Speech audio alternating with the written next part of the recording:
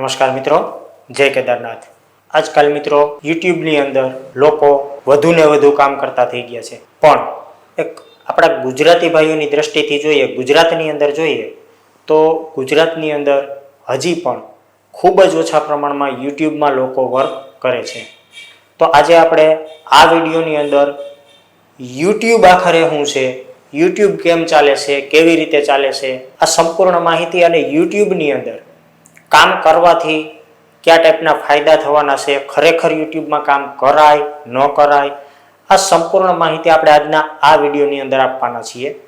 તો જે લોકો નવી યુટ્યુબ ચેનલ બનાવી છે, હજી મોનોટાઈઝ નથી થઈ, નવી યુટ્યુબ ચેનલ ગયા વર્ષે બનાવી લીધી છે કે નવી યુટ્યુબ ચેનલ 2027ની અંદર બનાવવાનું વિચારી રહ્યા છે, એવા હરેક વ્યક્તિ આ વિડીયોને ખાસ જોજો, એટલે તમને આપોઆપ સમજાઈ જશે કે ખરેખર યુટ્યુબ છે શું અને યુટ્યુબમાં કામ કરાય કે ન કરાય, કામ કરવાથી શું ફાયદો અને શું ગેરફાયદો। તો મિત્રો, જો વિડીયો તમને પસંદ આવે તો વિડીયોને લાઈક કરી દેજો, વિડીયોને શેર કરી દેજો અને મારી આ ચેનલને સબસ્ક્રાઈબ કરી લેજો, કારણ કે આવા જ એજ્યુકેશનથી ભરપૂર વિડીયો દરરોજ હું તમારા માટે બનાવતો રહું છું। હવે આપણે સમજી લઈએ કે યુટ્યુબ આખરે શું છે। તો મિત્રો, યુટ્યુબ છે એ એક આખા વર્લ્ડમાં ચાલતું એક વિડીયો બેઝ પ્લેટફોર્મ છે કે જેની અંદર તમને હરેક પ્રકારના વિડીયો જોવા મળે છે, અને આ યુટ્યુબ ચેનલનું સંપૂર્ણ સંચાલન યુએસ એટલે કે અમેરિકાથી થાય છે। ત્યાર પછી યુટ્યુબ ચેનલ છે એનો પોતાનો કોઈ પણ ક્રિએટર નથી। યુટ્યુબ ચેનલની અંદર મારા અને તમારા જેવા ક્રિએટરો પોતાના વિડીયો બનાવી અને એમાં મૂકે છે। હવે યુટ્યુબને પોતાની ઇન્કમ શું છે એ તમને જણાવી દઉં કે યુટ્યુબ છે એ જે આપણા વિડીયો ઉપર જે એડ ચાલે છે, એ એડ જે કંપનીઓ એડ આપે છે એ એડ પાસેથી પૈસા લે છે, અને એ પૈસા જે એની પોતાની પોલિસી મુજબ જેટલી પોતાની ટકાવારી થાય એટલા પોતે રાખે છે, અને જે વધે છે એ મારા તમારા જેવા ક્રિએટરોને બાટી દે છે। આ રીતે યુટ્યુબ પોતાનું સંચાલન કરે છે। માની લો કે એક કંપની પાસેથી જે આપણે ફૂલ વિડીયો બનાવીએ છીએ, લોંગ વિડીયો, એની અંદર જે એડ ચલાવવામાં આવે છે એ એડમાં કોઈ કંપની પાસેથી 100 રૂપિયા લેશે, ત્યારે 35 રૂપિયા યુટ્યુબ પોતે રાખે છે અને 65 રૂપિયા છે એ આપણા જેવા ક્રિએટરોને એ વેચી દેશે। આ રીતે યુટ્યુબ ચેનલ કામ કરે છે। હવે તમે જે વિડીયો બનાવો છો, એક ક્રિએટર બનીને પછી તમે એજ્યુકેશન બેઝ વિડીયો બનાવતા હોય કે પછી વ્લોગિંગ કરતા હોય, રેસીપી વિડીયો બનાવતા હોય, કિડ્સ વિડીયો બનાવતા હોય, તો આ પ્રકારના કરોડો કન્ટેન્ટ યુટ્યુબ ઉપર આપણને જોવા મળે છે। એ વિડીયોની ઉપર જે તમારી એડ ચાલે છે એ એડ મુજબ ક્રિએટરને યુટ્યુબ પૈસા આપે છે। ઘણી બધી એવી ચેનલો છે જેમાં વિશ્વની સૌથી મોટામાં મોટી ચેનલ એ છે મિસ્ટર બીટ્સ। યુટ્યુબની અંદર સર્ચ કરી લેજો, એના સબસ્ક્રાઈબર જોઈ લેજો, કદાચ ગૂગલની અંદર સર્ચ કરશો તો મિસ્ટર બીટ્સની યુટ્યુબમાંથી કેટલી ઇન્કમ છે એ પણ તમને જોવા મળી જશે। તો જો સામાન્ય કહો તો સામાન્ય અને હાઈ લેવલ કહો તો હાઈ લેવલ, તમે નોકરી કરો છો તો તમારો પગાર જે છે એ 50,000 રૂપિયા પગાર છે, તો હર મંથ તમારો 50,000 સીમિત પગાર જ છે, એથી વધારે ક્યારેય તમારે આશા રાખવાની નથી। પણ યુટ્યુબ ચેનલની અંદર એક સિસ્ટમ એવી છે કે જે તમે ખરેખર જો સમજશો ને તો તમને એમ થશે કે નહીં, ખરેખર આમાંથી ઇન્કમ થઈ શકે। માની લો કે અત્યારે મેં આ વિડીયો બનાવ્યો છે, આ વિડીયોને બનાવીને હું મૂકી દઉં છું, યુટ્યુબમાં અપલોડ કરી દઉં છું। હવે આ વિડીયોની અંદર જ્યારે વ્યૂ આવતા જશે ત્યારે એની ઇન્કમ વધતી જશે। તો આ કોઈ સીમિત ઇન્કમ નથી હોતી, એટલા માટે લોકો યુટ્યુબ તરફ ખેંચાણ હશે અને યુટ્યુબની અંદર કામ કરે છે।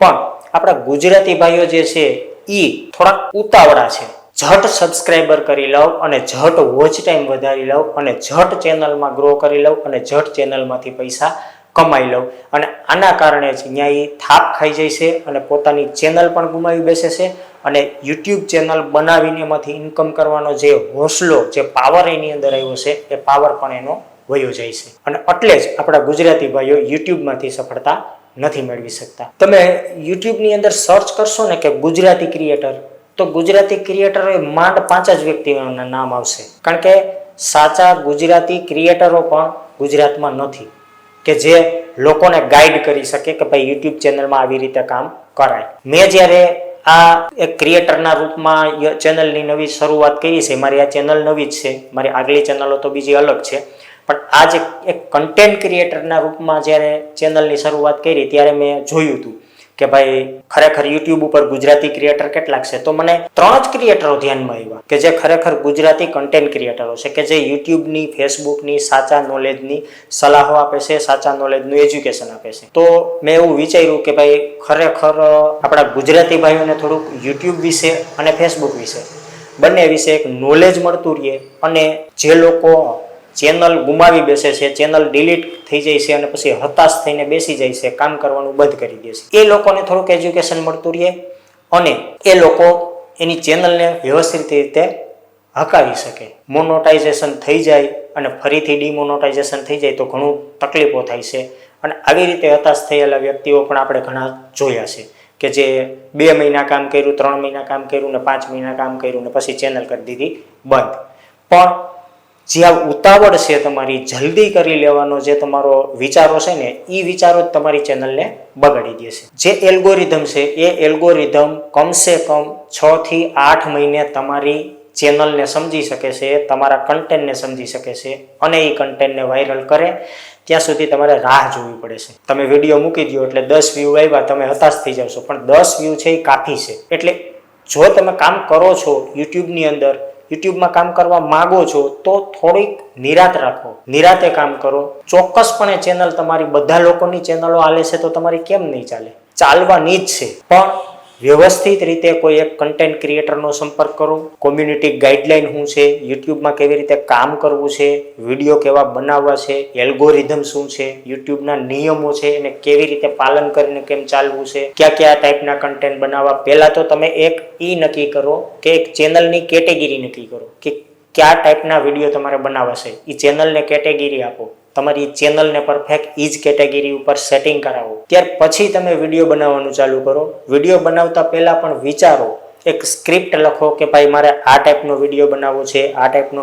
ગમે ત્યાં મોબાઈલ લઈને તમે સીધા ઉતારવા વર્ગી જાઓ, ગમે એ ઉતારી લીધો જેવો આવે વિડીયો અને સીધો અપલોડ કરી દીધો, તો આવી રીતે ચેનલ ન ચાલે. એક વ્યવસ્થિત રીતે તમારે એક ગ્રાફ તૈયાર કરો કે ભાઈ મારે આ ટાઈપનો વિડીયો, આ ટાઈપનું લખાણ છે, આ ટાઈપનું બોલવું છે, આ ટાઈપનો વિડીયો તૈયાર કરીશું. પછી એની થંબનેલ એક સિલેક્ટ કરો કે આવો વિડીયો છે તો કેવી થંબનેલ વાપરવી છે.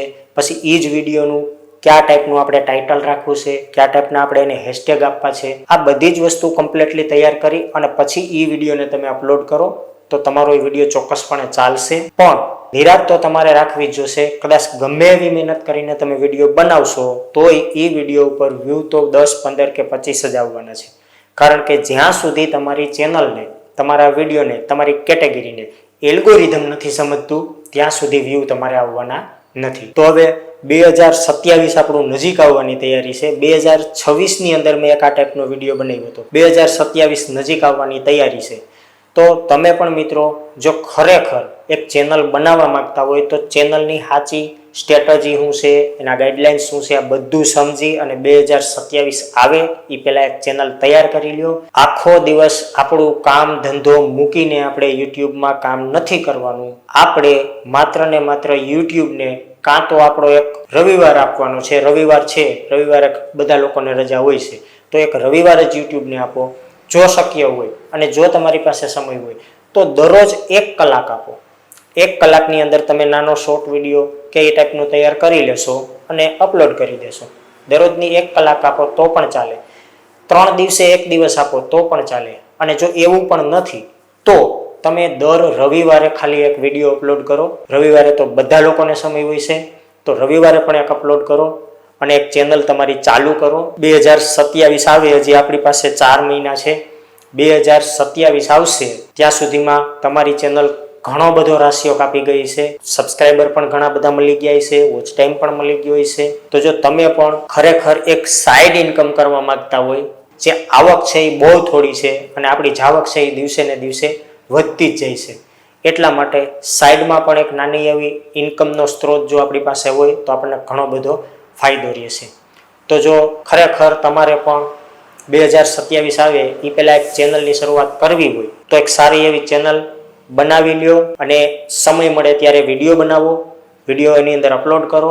4 મહિના આપણા જે છે 2027, તમારે ચેનલ અત્યારે બનાવશો ગણતરી 2027 થી જ રાખવાની. જો વ્યવસ્થિત રીતે ધ્યાન રાખીને નિયમોનું પાલન કરીને તમે ચેનલ બનાવશો તો કદાચ 2028 સુધીમાં તમારી મોનેટાઇઝેશન સુધી પણ પહોંચી જાય. ચાલો હવે આપણે કોઈ નવા વિડીયોની અંદર નવા એજ્યુકેશન સાથે મળીશું. ત્યાં સુધી બધાને જય હિન્દ, જય ભારત. સાવધાન રહ્યો, સુરક્ષિત રહ્યો.